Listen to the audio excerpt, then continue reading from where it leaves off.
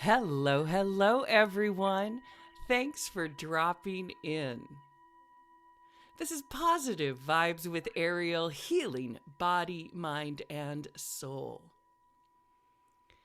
Today, I'm really excited to introduce you to our guest, Kim Bellis, and she is a sobriety coach and the queen of cool. In fact, sober is the new cool, and she's going to tell you a little bit about that and how she got into the work that she's doing and why she decided to start her nonprofit foundation.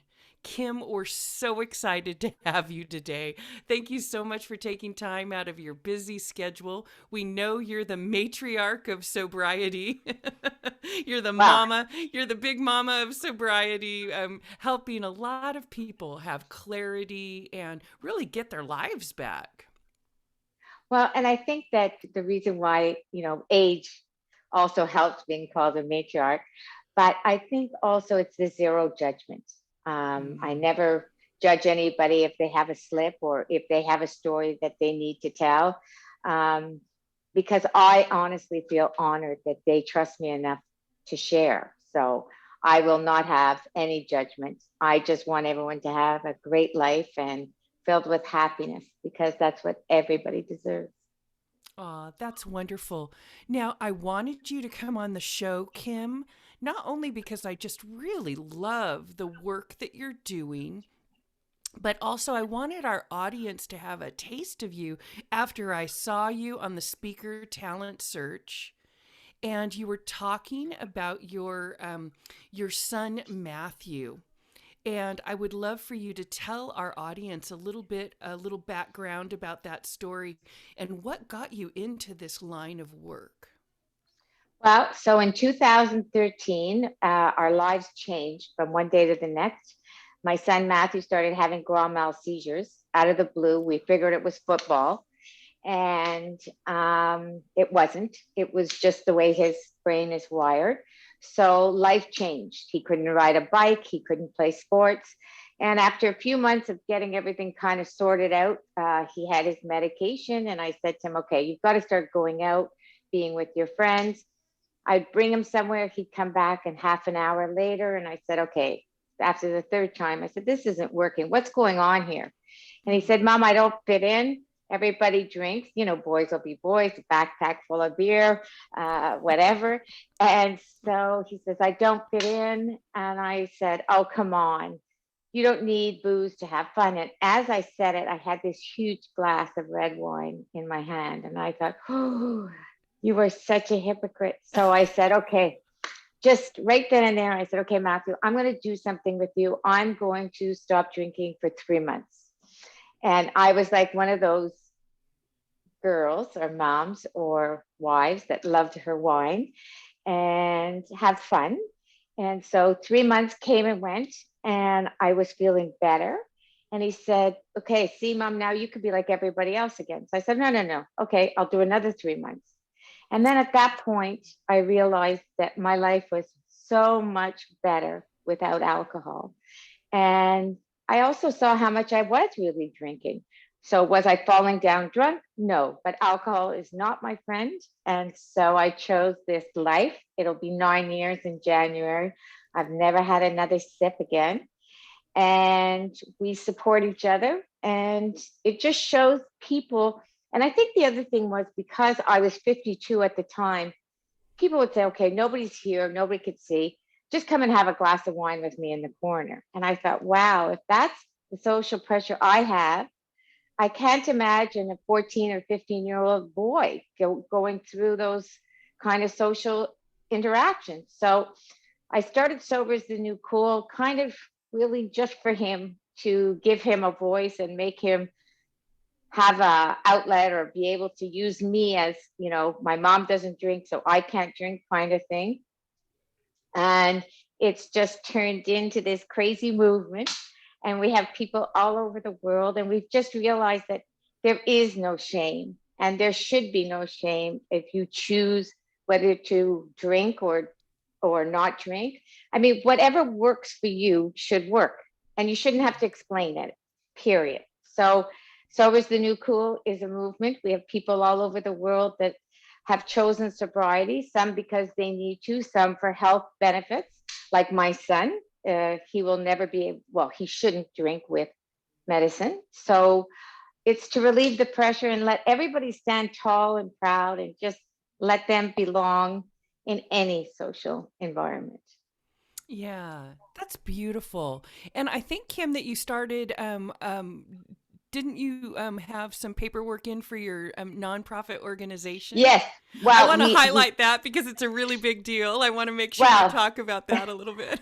we just finished all our paperwork, which took more than a few months, but we're waiting for approval because that way people can donate to Sober is the New Cool, and we can in turn donate to young women or men or mothers or fathers or grandmothers, whoever needs help, whether it's to get help, whether it's to help a social situation or an event for people to get together in a sober environment. I'm all for people just being able to feel that they fit in anywhere, and not drinking is more than okay. I think it's more than okay. I noticed, Kim, myself, that a lot of the organizations, a lot of the networking organizations I was in, and some of my women's groups that I was in good fun, I noticed that a lot of them during the shutdown, during COVID, everybody was having wine o'clock. And I just Mhm. really didn't want to participate in the Zoom meetings where everyone was drinking, because I don't mix that. I don't not drink, but I don't drink. Yeah, I don't know. I don't. There have been times in my life where I drank, and times in my life where I didn't drink. Right now, I just kind of don't drink. Wine doesn't really agree with me, so I'm not one of those mamas that drinks. Maybe have on occasion, but it was really strange to me to watch the culture change as we sort of pivoted and went online during Oh, 2020. How much there was these Friday wind downs, and I just I like that you're a cheerleader for sober being the new cool, because I just thought, like, has everybody lost their professionalism? Like, what's going on? I know well, and people's yeah, and the yeah. boundaries were being crossed a bit because people were not they were sharing way too much or whatever, so there was those lines that were not Yeah, and yeah. professional image sort of went out the window in some cases.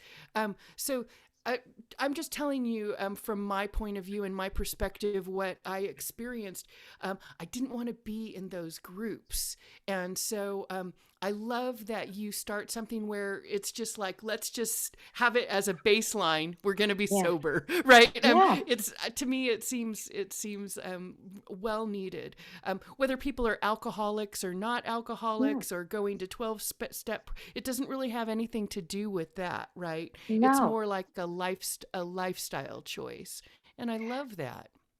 Well, and I think too, for me, when I would drink, I would say things that had upset me 3 weeks prior, where now I've learned how to really communicate and deal with Mm. my feelings and share. And, because I was never really upset about what I said, it was how I said it, right? The next morning. Right. So now I don't have that because nobody could say, oh, she drank too much wine. So that's why she was in a bad mood, or she got mad, or, all these things came out of the blue. And now I realize that, I've really learned how to communicate properly, which I never knew how to before that.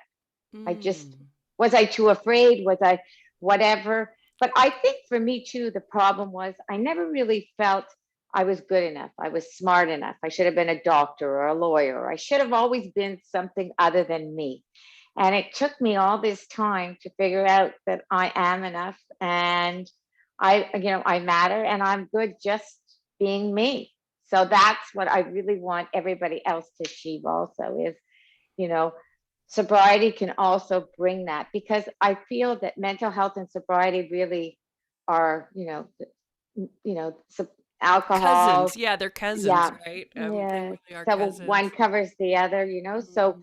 I think that that way it just makes people a little more comfortable. And by building their self-esteem, how can you go wrong? How can you go wrong?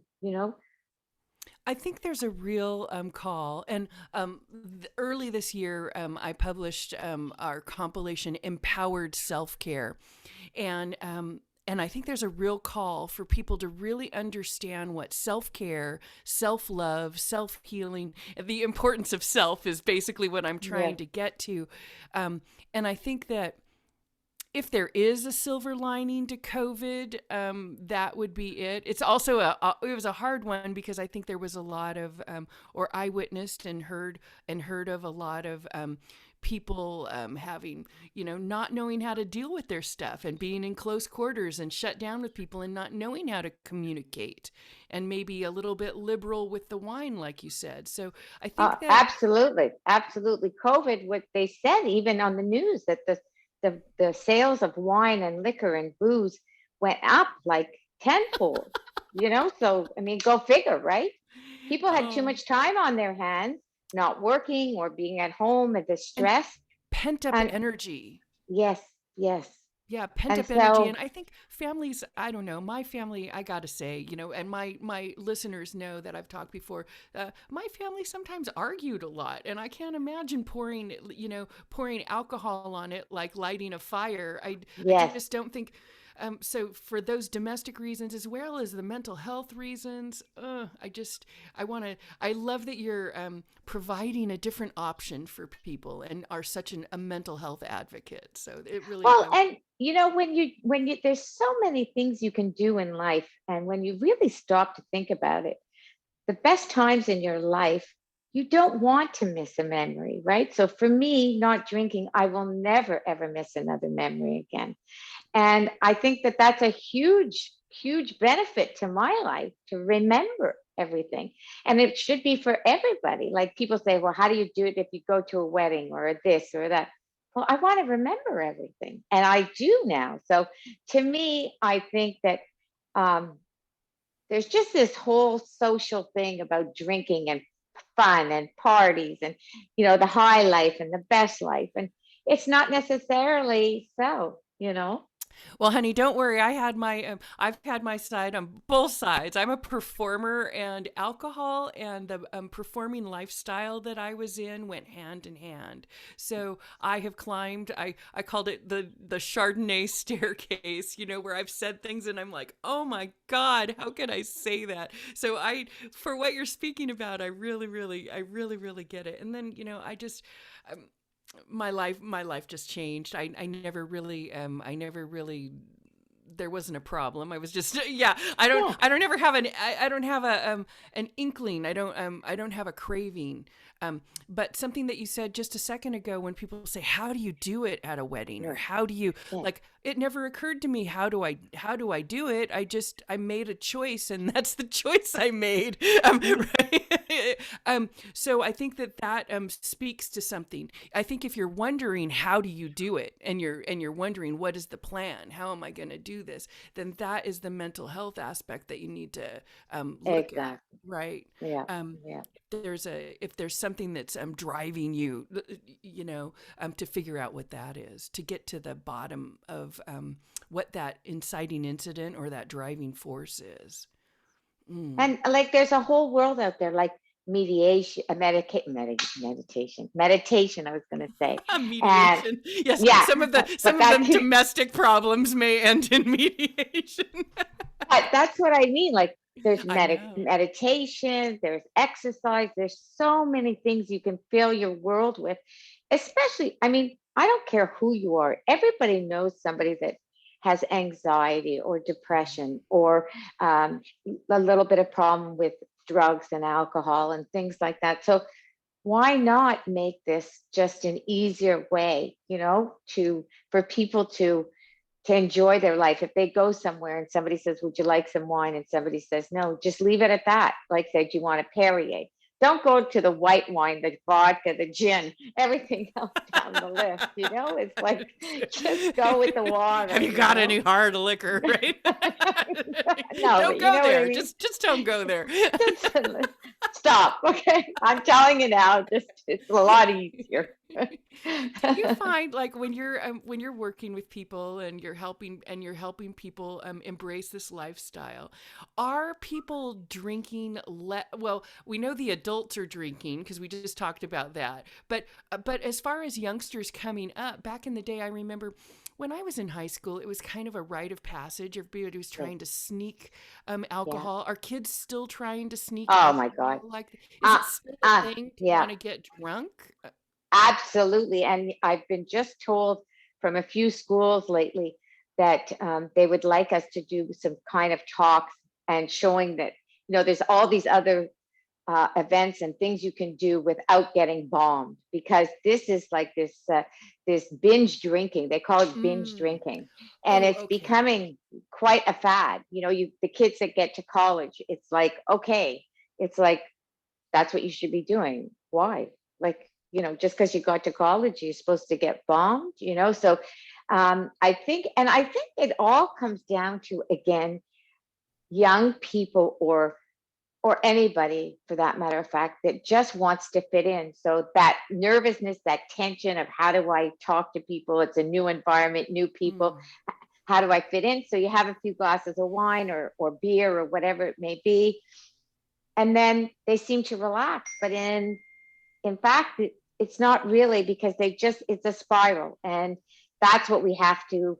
And the drinking and driving has got to be like a Oh, zero tolerance also, right? So, yeah. and unfortunately, when you have one or two or three, all of a sudden you're not so smart anymore, right? You're not so pretty, you're not so smart, you Not so don't dance smart, so yeah. well, You you might know think you are. Yeah. yeah, exactly. Well, I'm What sure do they I call did. it? Liquid courage, right? Because it Exactly. reduces your inhibitions. It makes you do Yeah. things that So for the exact reasons that you're trying to self medicate and to get that edge off, it has the reverse effect, right? This, of course, Absolutely. like it's if there's a tipping point here where Yeah, and I know a lot of young girls actually between like now they're like 26 to 30, but they said that they were left out of many social situations between the ages of 18 and 25 because they just didn't like to drink. So everybody thought they were boring, or you know, they thought they were better than them or whatever. They were no fun, and they were excluded from a lot of social situations, and that's unfair. Like, but there's no excuse for that, yeah, you really. shouldn't be penalized for making a healthy choice. That Ex- doesn't really seem How like does that it go? doesn't make sense, really. It No. doesn't really make sense.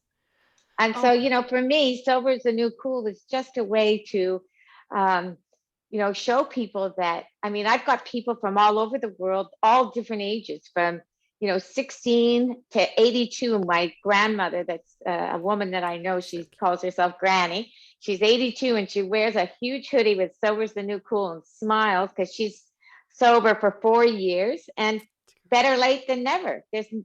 So you're never too young and you're never too old to make a great change in your life, right? I love, love, love it. I love your enthusiasm. I love your energy, Kim. And I'm glad that you are the self-appointed matriarch of sobriety and making it cool for everybody. I love that you're focusing in on this younger generation. I'm not that in touch with that age demographic. So thank you so much for the work that you're doing and all the people that you're supporting. Now, Kim, if there's any listeners who are wanting to reach out to you and they agree with you, as I do, that sober is the new cool, and they want to jump on the cool kid bandwagon, where can they go? So it's on Instagram, Facebook. So on Instagram, it's sober period is period the period new period cool. So it's like sober is the new New cool. cool. And yeah, We have to and do then cheerleading with it, right? yeah, yeah. And then Facebook is exactly this. It's one, like sober is the new cool. Our website is soberisthenewcool.ca. We're on Twitter, which is sober.itnc. We are here. one thing I would love to say to everybody is please connect, even if you connect with one person. I have a special little Natty in London, and we did a tattoo together. She's the pink heart, and I'm the white heart, and the infinity sign. So please, if everybody just reaches out to one person and lifts them and shines with them and gets them back on the road to happiness, this world will be a much better place. Absolutely. Absolutely. Kim, thank you for being the light that you are, and thank you for your enthusiasm, and thank you for your mission to shine the light and uplift others and making sober the new cool. If anybody wants to find out any more information about Kim, go to her links, and soberisthenewcool.ca is the website. You can check all those links down in the show notes. Kim, is there any super tip you want to leave the listeners with before we shove off for today? Well, if you can start every day with the words I am and put one positive word after, whether it's funny, uh, smart, blessed, grateful, anything. Start your day with one positive word and end it with the same. Do it for your kids, do it for your husband, do it for your sister, anybody, your friends. I'm telling you, your mindset will be open and you will see the world in a better light. All right, you heard it here, everybody. That's Kim Bellis with Sober is the New Cool. And that's going to wrap us up for today. This is Positive Vibes with Aeriol, healing body, mind, and soul. Tune in next time. Until then, happy healing.